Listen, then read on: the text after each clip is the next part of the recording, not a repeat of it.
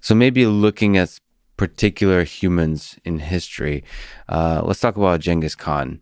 So is this particular human who was one of the most famous examples of large-scale violence, is he a deep representative of human nature, or is he a rare exception? Well, I think that it's easy to imagine that most men could have become Genghis Khan. It's possible that he had a particular streak of psychopathy. Um, it's striking that by the time you become immensely powerful, then your willingness to do terrible things for the interest of yourself and your group becomes very high. Stalin, Mao Zedong, these sorts of people have histories in which they do not show obvious psychopathy. But by the time they are big leaders, they are really psychopathic in the sense that they do not follow the ordinary morality of considering the harm that they are doing to their victims. What kind of experiment would we need to discover whether or not anybody could fall into this position? I don't know. But, Lord Acton's famous dictum was power corrupts, and absolute power corrupts absolutely. And then the point that people often forget is the next sentence that he said, which is, great men are almost always bad men. And that is right. It is very difficult to find a great man in history who was not responsible for terrible things. I think there's some aspect of it that it's not just power.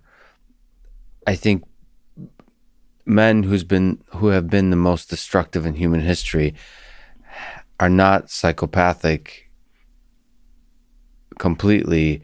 They have convinced themselves of an idea. It's like the idea is psychopathic. Stalin, for example, Hitler's a complicated one. I think he was legitimately insane. But I think Stalin has convinced himself that he's doing good. So the idea of communism is the thing that's psychopathic in his mind. Like you construct a worldview in which the violence is justified, the cruelty is justified. So there, in that sense, first of all, you can construct experiments, unethical experiments that could test this. But in that sense, anybody else could have been in Stalin's position. It's the idea that could overtake the mind of a human being, and in so doing justify cruel acts. And that seems to be, at least in part, unique to humans, is the ability to hold ideas in our minds and share those ideas and use those ideas to convince ourselves that proactive violence on a large scale is a good idea. So that, I don't know if you have I suppose so. I mean, but it seems to me what really motivated Stalin was not so much communism as the retention of power. So once he became leader, and in the process of becoming leader, he was absolutely desperate to get rid of anybody who was a challenger. Mm-hmm. He was deeply suspicious of anybody, even on his side, who might possibly be showing glimmerings of willingness to challenge him. So, when he apparently had Kirov murdered, Kirov was a great communist. Trotsky was a great communist. All his rivals. And I mean, when he went into the towns and murdered people by the tens of thousands, they were all communists. A lot of them were explicit communists. That's right. But what he was worried about was that they were rivals to him. I suppose the thought is, I am the best person to bring about a global sort of embrace of communism, and others are not. And so we have to get rid of those others. Well, I suspect you're being very charitable here, but I mean, maybe you're you know enough about Stalin to really. Yes. Well, so the point I'm making, I do quite a bit, is from my understanding and sense, of course, we can't know for sure, is he believed in communism. This wasn't purely a game of power. Now, he got drunk with power pretty quickly, but he really believed for, I believe, his whole life that communism is good for the world. And that, I don't know what role that belief plays with the more natural human desire for power. I don't know, but it just seems like, As we agreed, he's killing a lot of communists on his journey. but it's not, that calculus doesn't work that way. There's humans who are communists, and then there's the idea of communism. So for him, in his delusional worldview, killing a few people is worth the final result of bringing communism to the whole world. But it was more than that again, because I mean, he really wanted power for the Soviet Union, and so surely the reason that he orchestrated the export of wheat from Ukraine, and in so doing was willing to lead to mass starvation, was because he wanted to sell it on the market in order to be able to build up the power of the Soviet Union. You know, an alternative view of communism might have been, well, you know, let's just make sure everybody survives and make sure everybody has enough to eat, and we'll all be mutually supportive in a communal network. But no, but he wanted the power for the country. Well, I guess exactly. So that it's not even communism, the set of ideas, or like Marxism or something like that. It's the country. I guess what I'm saying is it's not purely power for the individual. It's power for a vision for this great nation, the Soviet Union. Yeah. And it's similar with Hitler.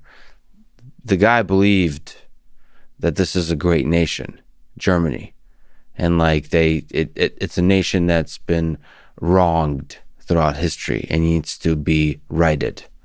And there's some dance between the individual human and the tribe. Yes, no, absolutely, yes. And so just like chimpanzees, you know, we are fiercely tribal, and the tribalism resides particularly in male psychology, and it's very scary because once you assemble a set of males who share a tribal identity, then they have power that they can exert with very little concern about what they're doing to damage other people. Do you think this, so Nietzschean will to power, we talked about the corrupting nature of power, do you think that's a manifestation of those early origins of violence? What's the connection of this desire for power and our proclivity for violence?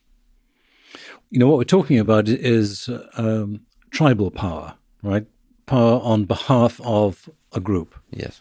And that seems to me to go right back to a deep evolutionary origin, because you see essentially the same thing in a whole bunch of animals. You know, most of the sort of cognitively complex animals live in social groups in which they have tribal boundaries. So what you see in chimpanzees is echoed in almost all of the primates. The difference between us and, you know, chimpanzees and humans on the one hand and other primates on the other is that we kill and they don't. And the reason they don't is because they never meet in the context where there are massive imbalances of power. So two groups of baboons, you know, there's 30 on this side and 50 on this side, fine. Nobody's going to try and kill anybody else because there's serious risks involved. But nevertheless, they are tribal. So, you know, they will have fairly intense intergroup interactions in which everybody knows whose side is on, who is on whose side. And the long-term consequences of winning those battles, non-lethal battles, is that the dominant get access to larger areas of land, more safety, and so on, with chances are better record of reproductive success subsequently.